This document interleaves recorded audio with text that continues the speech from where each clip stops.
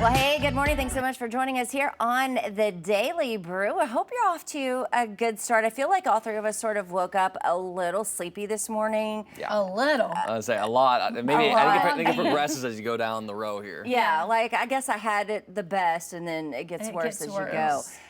Tiffany fixed hers with coffee. Danny's got a little bit of jet lag there, coming back from Hawaii. He needs a cold. I would say I need a cold water. tub. I need to dip my head in it because I don't really do caffeine. So I'd say I just need I'm to. not supposed to either, Danny. Maybe I should just like go up and stare up at the sun at 6 a.m. every morning. There you go. Something. There you go. Do some jumping jacks. We should start doing some workouts. Or All right, I something. think Tiffany's tired this morning because some of you folks maybe too. Maybe you're watching the Razorbacks last night, right? Joe, In there's the no College World excuse. It was Series. over at like 4. Okay, well, big though news coming out of this, right? A no-hitter. in the Gage College World Series. Wood. Oh Yeah. my goodness. He was incredible. So no-hitter hasn't happened since the 60s. Only 3 ever to do it in the College World Series because this is the best of the best at this point. Like this is unheard of. And so it was just wild. It was Racer's first Omaha appearance. Wood hit the first batter that he faced in the 8th, putting a base runner on first. He set record for most strikeouts in a College World Series game and broke Arkansas's program record. So Gage Wood, number 20 draft prospect. Now they'll either take on LSU or UCLA tonight. But I want to talk about Gage Wood for a minute because I got home and I was able to watch like the 7th through 9th inning, and you could see it in his eyes. He wanted it. And there was a moment where he kind of like smirked and he was like, I've got this. Like, I can do this. I can set this record. And you were nervous watching it because it's like, and they kept showing his parents, and his parents were so nervous. And every time he got What a were they doing? strikeout, Like biting their nails? they were just nervous. And I think they wanted him, you know, like he was so close to that record. You could tell everyone was nervous because they wanted it for him so bad. And of course, it helped secure the win. But the coolest thing about it was when the game ended, you could tell so much about his character because the first thing he did, one of the guys he struck out there at the end was a guy that was from the same town as him, Batesville, Arkansas. And he went right over to him, even though they had just beat him and he should be celebrating with his team. And he gave him a hug and told him how proud he was of him. Aww. And I think that just says so much about his character. And when they asked him about it in the interview, he was talking about how they trained together in the off season and how good of a player he is. And he was a freshman, I think, and how he was growing, and he was just really proud. And he was like that's my brother, basically. Yeah, like and I'm someone who lifts up others. Yes, he was like, Yeah, I'm gonna love share it. that moment with them. I hate that, you know, he just lost. He's like, I'm excited for us, but either way, like we're brothers no matter what. And I thought that was the coolest thing that he took that time. They kept asking about himself, and he kept talking about how talented other people were on the team, on the other team, and it was really neat. Yeah. So what is it? The game is at what time? So 10 a.m. Yeah. LSU UCLA. So they got to 5-3. LSU was up after the 3rd inning, and then there was a rain out. So what they're going to do is they're going to resume the game at 10, start in the top of the 4th, and then go from there. So the problem is that their starting pitchers for both teams are probably done because they pitched last night, and after pitching 40, 50 pitches, you got to throw someone else out there. Well, and then they're trying to save people for tonight, too, Right. because they'll have to play tonight. They kind of got the short end of the stick here Yeah. because being in the winner's bracket like that, you shouldn't have to play back to back to back. Right. But they are. Yeah, and that's the tough part about tournaments is, I played baseball growing up, and not nearly as good as them. Don't get it twisted. But the problem is tournaments is, do you think ahead, like, all right, I need to save a pitch for here, do you win now? And that's going to be their problem is, do they want to try to, obviously you want to win the game. Yeah. But do you want to try to save them for later? And so that's going to be a decision managers going to make. Also, going back to Gage Wood, like you said, he was locked in. That first inning, whenever you see a pitcher just kind of locked in like that, kind of striking out everybody to start off a game, you can just kind of tell they're good. And I know he was thinking about that perfect game. Well, and what's wild is that he pitched the entire game. Yeah, that's pretty rare. That's pretty unheard of because they usually bring relievers in. But I think because they do have all these games coming up, hopefully, they're trying to save people. So how long will he have to rest before he can pitch again? Probably at least a day. Yes, at least. He pitched over 100 pitches. He might be done for a little while. Usually you want 3 to 4 days if you throw 100. I don't know the exact college rules. I think it was 119. Yeah, so that's a lot of pitches. And he's, obviously he wants to win for his team. But as Tiffany said, he's the number 20 MLB prospect, first round potentially, a lot of money on the line. I don't think that really matters to him, though, after hearing him talk. Like, I'm sure it does. No. But he is from Arkansas. And so to be from Arkansas, like, this is a moment that he has dreamed of since like he started playing baseball, because I'm sure he grew up wanting to play for the Razorbacks, especially because we've been such a strong baseball team for 20 years. And so like this is all he's ever wanted. So I mean, when the game ended, the first thing he did was like do that, like showing the Arkansas on his jersey. Like he's so proud to be from here and he wants to take it home. So we got what, three more, right? Got to win all 3 in a row For to some take the reason, why College did I World think Series. it was 4? Well, I think you said that yesterday. Yeah. So Okay. it was 4 yesterday. We got to win the next 3 in a row without any loses. To And take they're it. used to playing 3 in a row. It's just the fact that there's been 2 before this one. Right. Yeah. Yeah, exactly. So it'll be tough, but I'm We excited can for do him. it. All right, we're hopeful. We're hopeful. All right, let's talk about this. Artificial intelligence is making it easy, I'm sure you've noticed, for scammers to trick people, right? Well, the latest thing is using it to deep fake job interviews. Now, the job applicants use another's face to answer questions, like you see here, also use another's voice. And officials say they've seen, get this, a 900% increase in AI scams in the last 2 years. This is kind of creepy looking. I also feel like, now, if you're not really paying attention, I can see how it would really trick you. But since we know about it, you can tell the lip movements are kind of, Off, you know, they right. seem a little off. But then, you know, they did this experiment here, this journalist in the green there, on the screen where, say if you do a job interview and you just have a picture of yourself and you use the voice, well, like this, but just a picture, it sounds just like a person and you wouldn't know the difference. And some of the people doing the job interview and saying, you know, it kind of looks real because sometimes you have a little bit of a lag in like a Wi-Fi connectivity true. thing. So sometimes it, you know, it kind of looks real. Yeah, and it's scary because it's only been a few years since this has really been introduced. I don't know if you guys have seen like the Will Smith video trying to eat spaghetti. It looked like so bizarre. And then a year later, it was nearly like looked like him, and it's just accelerating at an exponential rate.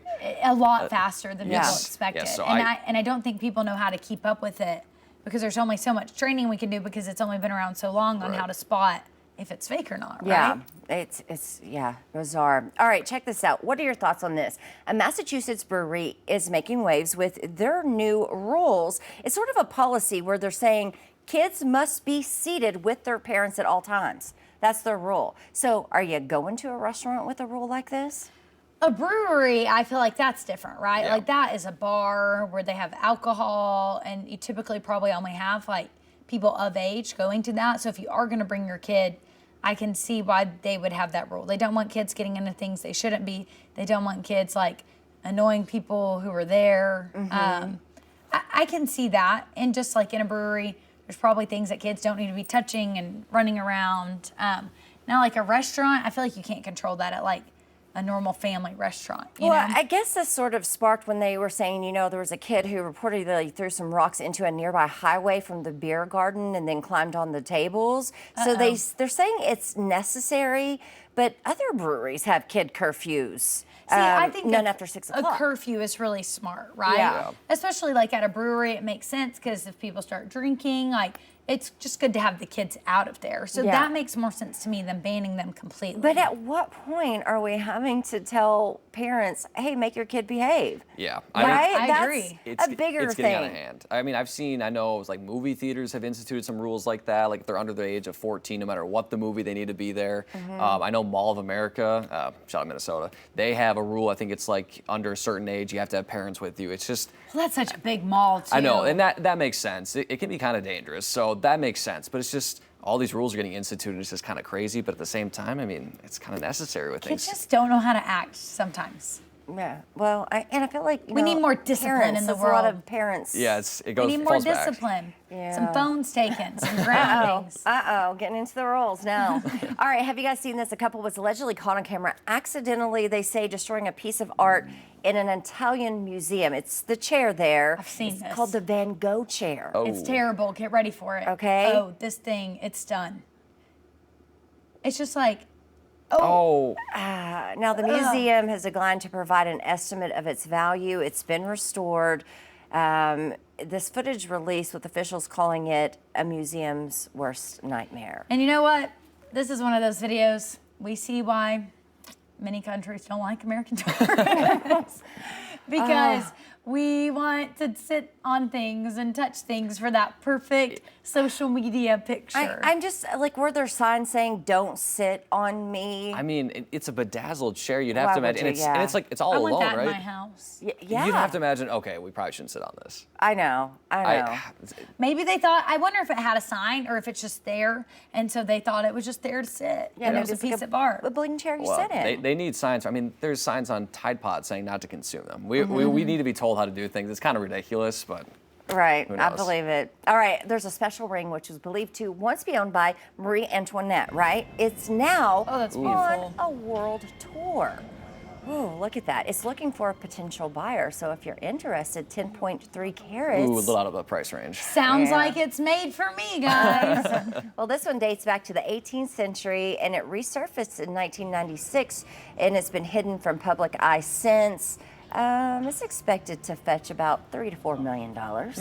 Easy money, right? If you win the Right? lottery. Well, it is very special because it's pink and the cut is I unique. need it. It didn't look pink though. No, it didn't. It didn't. It didn't look pink in the slightest. Maybe so. it's such a light pink that it kind of looks pink there. Yeah, I think when you look at pink diamonds, they are Oh, like, yeah, now oh you- yeah, it you can does. see it, you can see it. They're so light, you really can't even tell they're pink half the time. Wow. That's beautiful. Yeah. Wow, I want a pink Yeah. diamond. All right, so let's talk about this guy in Western Australia who he was on a motorized scooter. He went to a skate park there. Take a look. He's just started performing some tricks. His name is Gavin. He's liked by everyone in the town, so he does this quite often. They took out their phone, filmed him. He's just like, giving the kids like a good time. They're laughing and having fun. Yeah, he said he thought the energy was a little low, so he just wanted to make the mood a bit lighter, right? Make it more fun. Did burnouts and wheelies and the donuts.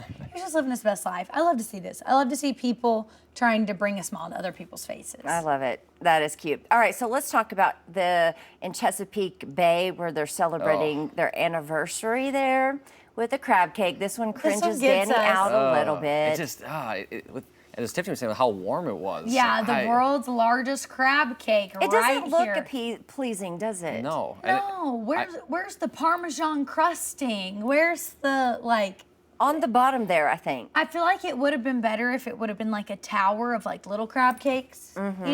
It's the big crab cake. And this had to be expensive because just the little ones are like $20. But it's just like, it's hot, obviously. They're parading this crab cake around. It's kind of just like, ugh. And where's the remoulade sauce? I don't even see it. Well, okay, so it was Chesapeake Bank's celebration there for their 125th. The restaurant that made it had to partially shut down to make it. I feel like it would be okay if it just had maybe like a different Look. shape around the edges, a different color maybe. It just looks like it's straight crab. It doesn't look like there's like the crusting on it Yeah. or anything like that. I don't know. I just wonder how many people like went up and ate it. Well, that's my question. Is like, how much was eaten and how much was left over? Yeah. But I don't think I'd want the leftovers. No, I definitely wouldn't either. Oh, all right. There is a neighborhood in California where peacocks are roaming everywhere. They say the population just exploded and everyone is divided on what they should do about it. Peacocks are beautiful. They are. Some love them, some hate them. City council plans to keep them under control. They've had years of complaints, though, about damaged roofs, foul waste, and even traffic hazards. So it's kind of twofold here. Beautiful, but at the same time, they're a bit of pests. It's just kind of wild to think about these roaming around in your neighborhood, right? Like you just look out kinda the like window it. and see a few peacocks. It'd be a cool sight for Yeah. sure. They're going to try to relocate some and that type of thing, so that's good news. But I don't know. I kind of miss them if they were gone, I guess. But I don't live there. If they're so. damaging your roof, you probably wouldn't. Probably not. All right, Consumer Reports is out with some new recommendations for the best sunscreens to protect you and your family. Lab partners did the sunscreen, topping the list. Coppertone, the Water Babies SPF 50. I feel like that's always the go-to. The is Coppertone? Coppertone. Yeah. That's what I like to I use. would say, I as agree. a sunscreen connoisseur, I would say it usually does me pretty well. Coppertone? Yeah. Oh, yeah. Do you use the kids SPF 50? I do use it for my face. Usually Okay. it's not as oily. Do you usually do the spray? Usually I do the spray for my body, and then for my face I do the lotion, because sometimes it can I get really weird. I mean, you can probably see it if it ever comes back on screen to me. I don't know if I want to. There's like a little bad little burn on like my hairline. And so it always like, and that's why I don't like to use the sprays. You can Point to kind it, of see where's it at? Yeah, the sprays, you always get burns in like the most wild places. Yeah, Like there'll just be like a line down your it's like a arm weird or, like, pattern. So I just your knee. Yeah, I tried to use the lotion. I didn't use it the first day, and sure enough, this is what happened. But yeah, so copper tone can't go wrong with that. Yep. Okay, this is interesting to me. When we were in Europe, we forgot, well, we had to throw away our sunscreen at the airport because we'd put it in our carry-on, we forgot. And so we bought some while we were there, just like a lotion. And every time I wear that, I don't get burnt. But anytime I wear other sunscreen, I get burnt. Well, I think people's skin sort of like reacts differently with different chemicals sure. and products. Yeah, so maybe they just react better to those products. Yeah. It's interesting. It is. All right. So let's talk about weather here just for a minute. Summer just what, like a few days away? Yeah, officially a few days away, June 21st, so coming up this weekend. For now, it's pretty foggy outside. We're looking at, I think, well, behind us there is Fayetteville, and you can see very foggy downtown Fayetteville. For the most part, though, we are going to see some sunshine today, and that is going to heat us up. High temperatures in the upper 80s and low 90s in northwest Arkansas, low to mid 90s in the River Valley, and that does mean potentially heat indices as high as 105, 95 to 105 is going to be that peak heat index. We also do have the potential of strong severe storms on Wednesday afternoon and evening. That's why we do have a weather impact alert for that. After that, though, it's just going to be hot and dry for the next, well, at least 5 days. It does look like that trend will continue into early portions of next week. But again, if you're outside this weekend, yes, it is going to be dry, but not very comfortable. And with all that sun, that UV index is going to be probably close to 10 to 11. That's usually burned within 15 minutes. I know that like the back of my hand because I look at that pretty often with my fair skin. But yeah, just be mindful of the heat. And then, of course, that severe weather chance tomorrow afternoon and evening. Of course, we'll have updates on that weather chance. Posted an article just recently highlighting the updates. We'll, of course, have more updates with the news at noon and so on. So you're from Minnesota originally. Yes. The summers here in Arkansas, do you think you're going to be ready for those? It's going to be a big change I mean, for you. this week is definitely going to be the first test. Now, this week in particular that I've seen so far, it's nothing too crazy. But I think the first indication was the heat advisory criteria isn't until 105 for the feels like. And for us in Minnesota, it's usually the upper 90s. So that was my first sign is like, all right, I am not where I grew up. It's a little bit different. It does get pretty hot, though, in the Twin Cities. It'll get into the 90s, and they have the same humidity. It's just the heat itself, the temperature itself does not get nearly as high. Humidity. Get End ready. of July, 1st of August, we're going to check back in with you. I was going to say, See how you're doing. if I randomly slip off for vacation, that's not because of the heat, but just be aware of that. There we go. All right, hey, thanks so much for joining us here today for the Daily Brew. We'll see you right back here tomorrow. 7 a.m. See you then.